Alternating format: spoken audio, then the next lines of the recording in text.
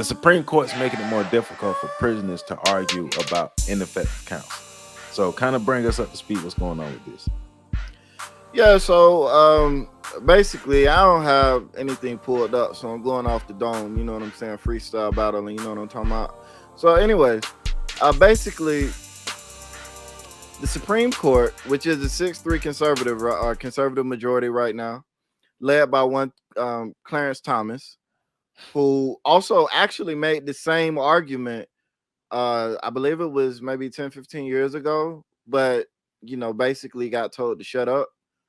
Um, Back then, now it's a new Supreme Court. But anyways, is made the argument that federal courts new evidence regarding ineffective counsel can no longer be accepted in federal courts regarding appeals on state convictions. And the reason why he says this should happen is because it disrupts the finality that should be a state conviction.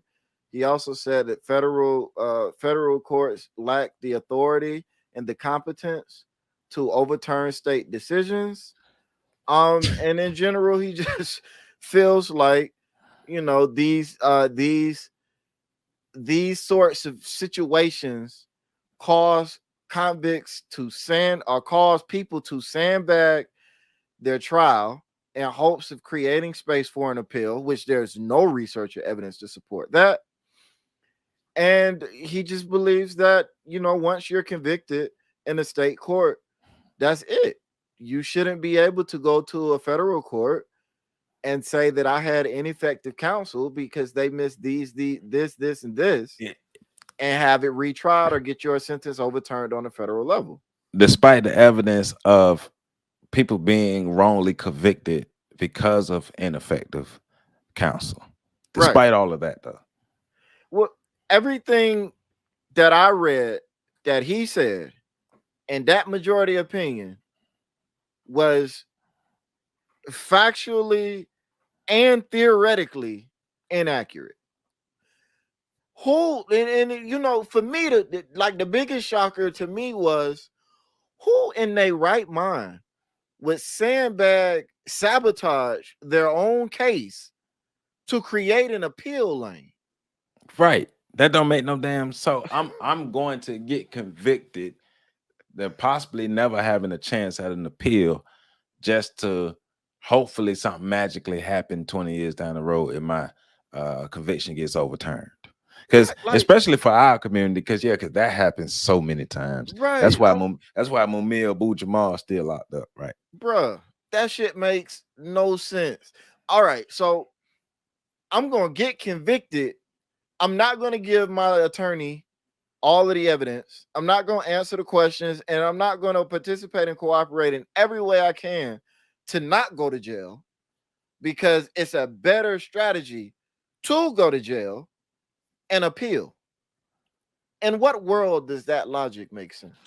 Yeah, and then coming with the bull talking about the federal court isn't competent enough to make that. Come on, man, stop it. They've been doing it.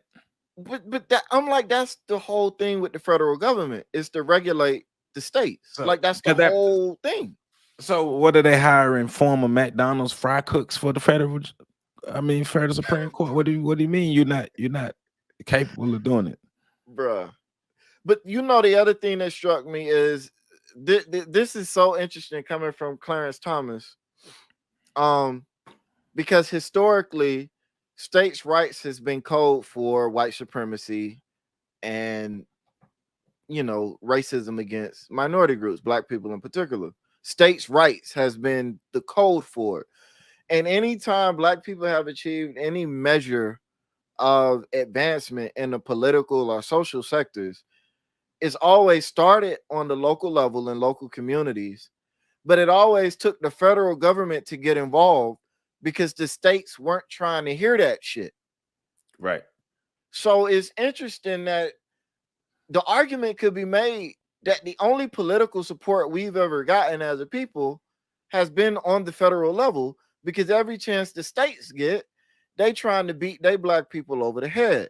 So to have a black man in the highest court in the land depower the federal government in such a way. It was just, it was like it's people like that is why, you know, it's hard to get excited about any black person getting on the Supreme Court, you know, and that ain't, you know, that ain't no shot at Katanji, uh, you know, I forget her name now, but it ain't no shot at her. It's just, it is what it is, man. Why should I be excited about her and her track record when people like that, when black people get in power, they make very little difference, and in fact, in a lot of cases, they make situations worse. Clarence Thomas is making things worse. Every breath he takes makes things worse. Well, yeah, yeah. I mean,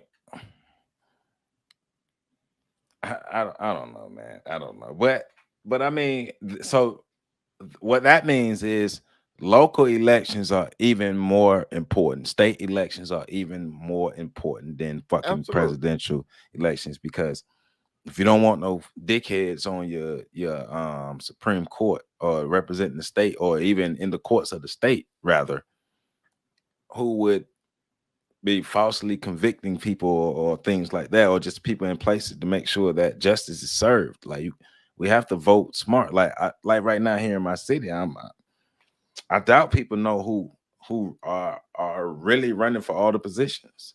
I mean, I know I'm not gonna act like I don't. I mean, I don't know everybody running for all the things, but we need to find out. But that's just the thing. Like local elections are just that important, and if we Local don't pay elections, attention yeah. to it, Yeah, because the president makes the appointment, sure, but that appointment has to be confirmed by the Senate, and the Senate, those are all local elections.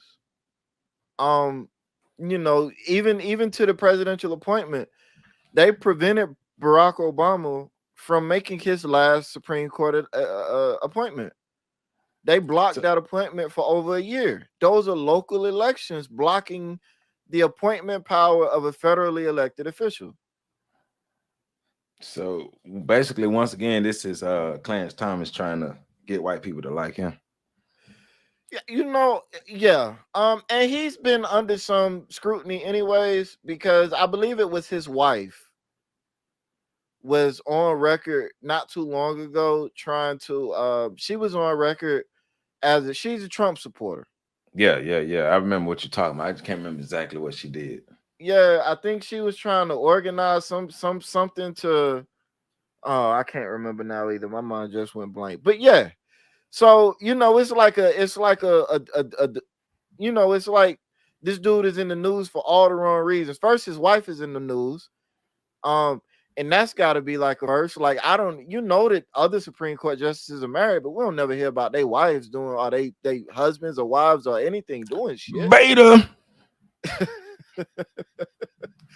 So, you know, and now we got this thing coming on, which basically, um, ineffective defense is a very powerful avenue for people convicted in state crime, state courts, which most black people are, for getting their convictions overturned, their wrongful convictions overturned.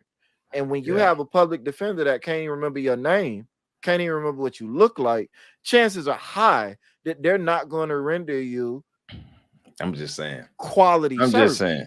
And we know the quality of your defense depends on the amount of money you have. So let's just be real. Right.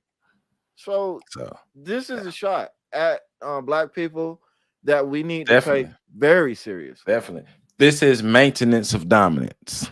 We it's a lot of debates about whether black people are at war with white people or not. Me and you feel like we're not. There's a war going on, not an active war, but a maintenance of dominance going on, because we're Yeah. not a real threat to actually have we're not in a position to be a threat for white people to put us in our place. They're just maintaining their dominance, if you ask me. It's like, is it a fight if one person just keep punching the shit out of the other one? Yeah, Like the because other person don't never swing back. They I just mean, keep taking the licks. because I mean, I hear what they're saying. We're at war, and I get the overall thing. Yeah, war is happening, but it's not an active war because, like you said, shit. If I keep beating your ass, is it really a war? Because war implies that it's jousting back and forth. Yeah, there's an There are victories on exchange. both sides, What's the last victory we had? Like real physical victory we had. But even if it wasn't, even if one side is totally landslide and the others no victories, whatever, there needs to be some resistance, some fight back. If I just walk up to you in the street and start punching you in the face, and you don't do anything but stand there and let me punch you in the face, we not fighting. I'm hitting you. There's a difference. Like, and that's what we're doing. We keep getting hit. Yeah. Yeah. I'm just saying, I I I hear what a lot of black people are saying, but I think the messages falling, these messages are not falling on deaf ears, even though social media is here, and it seems like we may have had an increase of black people gravitating toward what we would call the conscious No, we movement. haven't. And I don't buy right, that. Nope. right, right. Nope. But that's why I say the image of it, because and even there's no real conscious movement, because a movement would apply improvement, and there's no real improvement. There's nothing changing for the better for us. It's just a lot of people getting together just talking.